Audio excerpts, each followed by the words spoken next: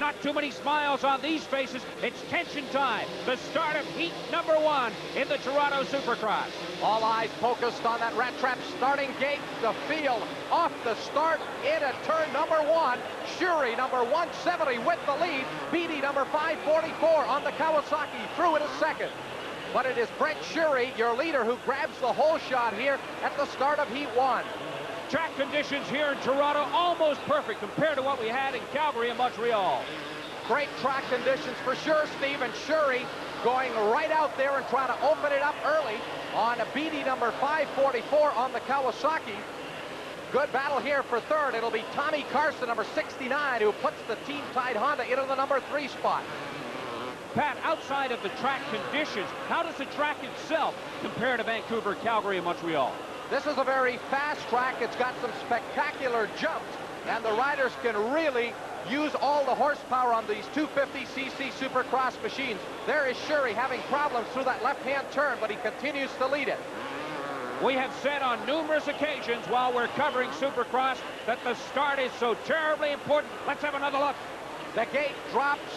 Everybody gets away cleanly, and here is the battle for the lead. Going off that jump and into turn 1, Shuri waits very late to go to the brakes, leads it into the number 1 turn. There are a couple of riders going down in that first turn behind him, but he is clear and really gets a lot of air off that tabletop jump here on the start. Brent Shuri, rider out of North Battleford, Saskatchewan, leading heat number 1 here in Toronto, but he is being challenged as Tommy Carson, number 69, has got around Dave Beatty in a second, and he's going after the leader, Shuri. Tom Carson has a lot of experience, and that'll certainly help against Shuri. Carson flying over that jump to take the lead. He actually took the lead in the air, and here is Carson doubling those rocker jumps as the Hopedale, Ohio rider pulls away from Shuri. Carson really letting it fly out there, and the fans just love when those motorcycles go 19 to 20 yards in the air off some of these very, very big jumps here in Toronto. And look at the jump, and look at the air he's getting. Carson just really powering off that turn as he got around in the air and then pulls away from Shuri, number 170. For you youngsters watching this at home, make sure you don't try that on your Supercross bike, because you've got to have a ton of experience to pull it off like Tom Carson. Carson's a 25-year-old veteran who has come up through mini cycles and amateur motocross competition to become one of the best Supercross riders in North America, and he's showing it right here as he brings the Honda machine back up over another one of the very big, spectacular jumps here in Toronto. There's Brent Shuri still in the number 2 spot, trying to hold on to that second place position, but Glenn Nicholson, number 29 on the Yamaha, is moving up and challenging now for that number 2 position. The thing I like about Carson in this race, heat number 1, is he took his time. He sort of felt the course out in the first 2 or 3 laps, and then he made his move. Well, he was in about 4th place off the start, worked his way around Beatty, and then, of course, we saw that tremendous pass in the air on Brent Shuri. But here's that race for second place. Glenn Nicholson tries Brent Shuri up on the outside. He cannot get around. Up over the big tabletop jump there. Nicholson on the inside as he chopped off the turn, goes into second place. And there you can see Nicholson pulling away as he doubles those rocker jumps, as does Carson, number 69. And that quite often is the difference out there. The rider who can double those rocker jumps simply gets through that section of the track a lot quicker than the rider who's taking the jumps one at a time. But here is Tommy Carson, who's just got a tremendous style of riding. He crosses the motorcycle up when it's in the air. There you can see the front wheel coming off the ground as he gets on the throttle. He has really found his rhythm. Carson in perfect rhythm out there. The last lap flag is out for Tommy Carson as he continues to lead our first heat here in Toronto. Still attacking that tabletop jump, and again getting lots of air. Again, he doubles the rockers. That is just beautiful rhythm and form. Glenn Nicholson has now pulled ahead of Brent Shuri. He appears to have a safe second place position, and of course the top 3 riders transfer out of this heat into the final. Tommy Carson out of Ohio, who has raced many times in the Canadian Supercross Series, and one of the top privateers in the United States. Coming up here, he'll be looking for the checkered flag in a moment. He is on his last lap. And of course, it's important for these riders to come up through the heat race and go directly to the final. They can afford to have a rest. There is the checkered flag for Carson as he wins it. Glenn Nicholson in second. And it'll be Brent Shurey back in that third place position. And so another 3 riders go through to the Supercross final, joining Peterson, Hoover, and Dick. When we return the next laps, you can tell that the Canadian Supercross title is very much at stake, and this is one of the favorites. Ross Peterson, the series points leader with 72 points, going after his 6th national title. And they're calling this man Hard Luck Doug Hoover. His nickname is the Sweeper, but he hasn't swept too many races this year. Jeff Surwall ranked in the top 5 the last 3 years in Supercross. Alan Dick, the man who has pressed Peterson so many times this season, won his first major race in Montreal. Glenn Nicholson finished second in Heat 1. He is currently 4th in the point standings. And this is Guy Cooper, who won in Calgary, 3rd in Montreal in both races. Tom Carson, his best finish has been a 5th in Montreal. He rides the Team Tide Honda. And Andy Stacy, he was 2nd in the 4th heat here in Toronto. He could be called a dark horse. And this is the points breakdown in the Canadian Supercross Series. 20 for first, 17 points for second place. So you can see that Alan Dick can indeed catch Ross Peterson. And Doug Hoover has a mathematical chance of catching Rollerball. Hoover would have to win, Peterson and Dick not score any points. So it's a real outside shot for Hoover. This is strictly a 2-rider race for the championship. And again, we remind you that the start is so very, very important. They're off. Top of the gate. Over that finish jump into turn 1. It is Peterson and Shiruga side by side out of turn 1. A couple of riders down there in the first turn. That is Glenn Nicholson, number 29, who has crashed in turn 1. Peterson followed by Carson as these 2 riders break away from the field on the opening lap. Now, according to my calculations, Alan Dick is in about 8th place. Dick has got a lot of catching up to do. He did not get off to a good start the way he did in Montreal. Peterson off to a tremendous start here, but Carson, number 69 on that bright orange Team Tide machine, is going right after him. Peterson letting it all hang out here in the opening laps. He wants to open up some ground here as he attacks the course on lap 1. Ross Peterson through that switchback turn comes up to here to complete lap 1. Now let's go back and take a look at the start. Perhaps we can see what happened to Alan Dick. This is one of the best starts we've seen for Ross Peterson. He really got out from behind the starting gate in a hurry. Dick back there gets tangled and did not get a good drive off of that number 1 turn. He continues to move up, but here is your current leader, Ross Peterson. Rollerball continues to rocket over those jumps, taking 2 at a time. Alan Dick has currently worked his way up into 3rd, so Dick is flying. He knows he's got to get in contact with the leader, Peterson, if he's got any chance at winning the Supercross title. And remember, the situation is simply this. Should Alan Dick defeat Ross Peterson and pick up the 20 points, he can indeed win the Canadian title. Well, Peterson would have to finish back in at least 5th or further back. So Dick has really got his work cut out for him. Peterson continues to sail at the front of the field, but there is Tommy Carson, the bright orange machine, back there in the number 2 spot. Peterson a little difficulty out of that last turn as he completes lap number 2. Ross Peterson, plenty of air off that tabletop jump. And the fans, of course, just love it when that rider goes some 20 to 30 feet off those jumps. And Peterson is really pressing here in the early going. Taking air is certainly one of the most spectacular aspects of Supercross racing. Well, he's using every bit of the 12 or 13 inches of suspension traveled in the front and rear of the motorcycle. There's Peterson through this tighter section here, now back on the throttle, up through the gearbox. It looks pretty simple when you're watching from the sidelines, but remember, he's coordinating everything on the motorcycle, shifting his weight up and down through the gearbox with his left foot, the back brake on the right side, throttling his right hand, and then the clutch on the left.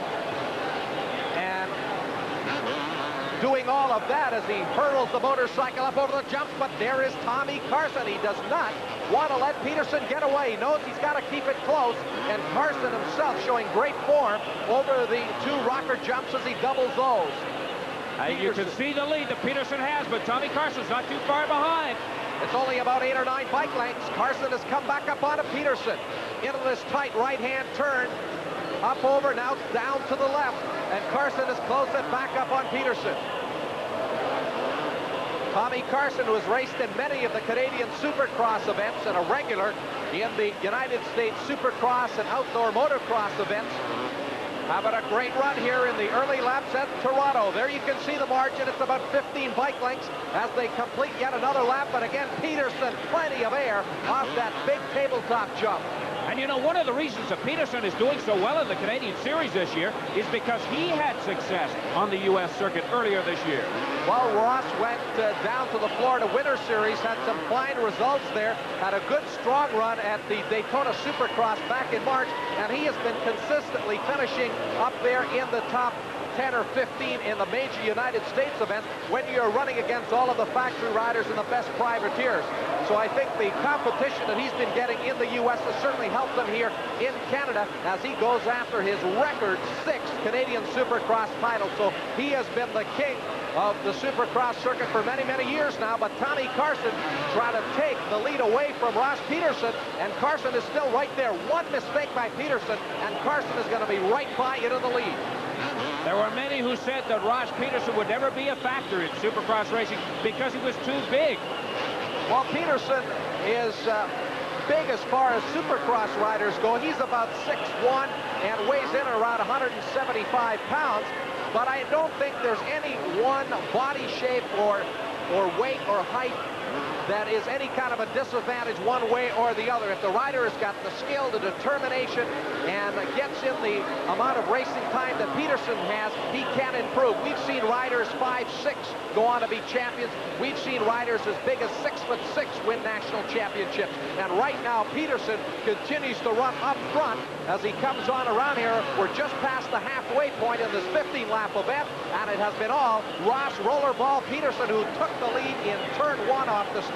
But there is Tommy Carson, who has followed him around about that distance back for much of the event. And here's Carson going through on the inside of a slower rider as they go over that King Kong jump. It's so important for Peterson to find his rhythm, and he has done that. He is going very smoothly now. Peterson picking his way through those slower riders, and he is in a groove. You can see the rider and machine working in a perfect harmony here over the jumps. Peterson back down on the seat of the motorcycle as he gets up onto the pegs as he hits the big doubles here. And now in some heavy traffic, he'll try to go around 29, Glenn Nicholson. So Nicholson, who crashed there in the first turn, about to be lapped here by Peterson, number 1, up over the jump. Peterson will pass him in the air. Now, most of those riders that Peterson is lapping know that they're about to be lapped and will have the courtesy to move over and let Rollerball by. There's Peterson trying to get around Brent Shurey, the North Battleford, Saskatchewan rider. Shurey will not let him by. Peterson tries him through on the inside, still cannot get around. Shurey, of course, is fighting for positions himself, and although he's supposed to allow Peterson by, he is still running his own pace, and Peterson is going to take a couple more corners. He now finally does get by Shurey, number 170. But Carson, 69, also getting through traffic, and he is still very much in contention for the win. It looks as if Tom Carson is having a little bit more difficulty getting through traffic, as opposed to Peterson, who with 3 laps remaining is going very, very well. Peterson, your leader. Carson in second. Alan Dick back in third. With Dick back in that third place position and a lot of ground to make up, it does look as though Ross Peterson is on his way to his 6th Canadian Supercross title. But of course, anything can happen in these Supercross races. Here again is Peterson working the back marker traffic. And again, the rider looking over to the left side. Peterson cleanly through on the inside. We've seen it happen before where the front runner gets overconfident, starts taking it easy, and he can lose it. Well, Peterson almost had that happen to him in Vancouver when Dick caught him on the last lap, and the margin was just a couple of bike lengths on the checkered flag. But here, Peterson continues to keep the pace up. He has not backed out of that throttle the way he did in Vancouver. You can tell by the amount of air that he just got coming off that jump. Here he is, doubling the rockers. Peterson still charging hard. He looks much more confident here in Toronto, and look at the tremendous amount of air he gets off of that flatbed truck. Carrying his momentum through turn 1 and up onto that big tabletop jump right over the other side. Ross Peterson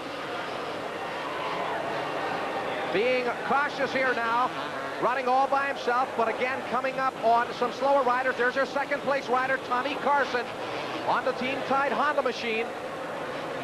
And again, Carson himself having to work his way by a couple of slower riders. Peterson continues to lead it. He's led it here from the opening lap. And although Carson has been close much of the event, there is the last lap flag out for Ross Rollerball Peterson. He's got less than a lap to go. The defending Canadian champion, and if he can hold it together, he's got it in the bag. Again, Peterson doubling those rockers as he goes through on the inside of the switchback turn. Again, back up over that big King Kong jump. Ross Peterson on his way. Just a couple more sections of the race course to negotiate here, and he'll be looking for the checkered flag. Tommy Carson still back there in second. Ross Peterson through the left-hander up onto the final section of rocker jumps. He's just got one corner to go, and then he'll be looking for the checkered flag. Here comes Peterson, looking for his 6th Supercross title out of the final turn, the checkered flag. And Ross Rollerball Peterson has won the Molson Toronto Supercross and the 1986 Supercross title. There is Tommy Carson, a second place finisher here in Toronto aboard that Team Tide machine. Alan Dick, disappointed. He will finish in third and end up second in the point standings. There is Ross Peterson with his mechanic, Marshall Plum, as they take a checkered flag lap here in Toronto. And a very happy Ross Peterson and mechanic it is. Ross Peterson winning the Molson Toronto Supercross. Tom Carson finishing in second place, followed by a very disappointed Alan Dick. And it was Ross Peterson winning the Canadian title for the 6th time with victories in Vancouver, Montreal, and Toronto. Right now, let's go down to Pat, who's about to talk to a very happy Ross Peterson. Ross Peterson, your second Toronto Supercross win to wrap up the championship. It must feel awfully good after battling all through those 5 rounds. Yeah, it was a real tough series for me, and it all worked out in the end. And I'm real happy to give Yamaha its first Supercross championship, and I'm looking forward to many more. You kind of got us Alan Dick start there. You were first into the first turn, and nobody really was able to really take a shot at you for the lead. Now, that was my goal. I had to get a good start in the final, and I knew if I got in the top 5, I could win it. And I hole shot it, and I just thought, you know, be smart and be smooth and run away with it. And I just checked the track out for a couple laps and got my goals set, and then I just got on the gas and pulled away. Did you have any problems in the latter stages with lap riders? I was getting a little bit nervous, but I think I was getting through the lap riders faster than the guy in second, and I was a little bit nervous with them in front of me. They were switching lines in front of me through the jumps and that, but I just rode real cautious and used my head. Okay, Ross, once again, congratulations on your tremendous win here in Toronto and the Supercross championship. Ross Peterson, the winner of the Molson Toronto Supercross. It was Tom Carson in second place and Alan Dick winding up in third. And it was Ross Peterson retaining his Canadian Supercross Series title. And for Peterson, that was title number 6. And now for Pat Gonzalez, I'm Steve Armitage. So long from Exhibition Stadium in Toronto and the Canadian Supercross Series.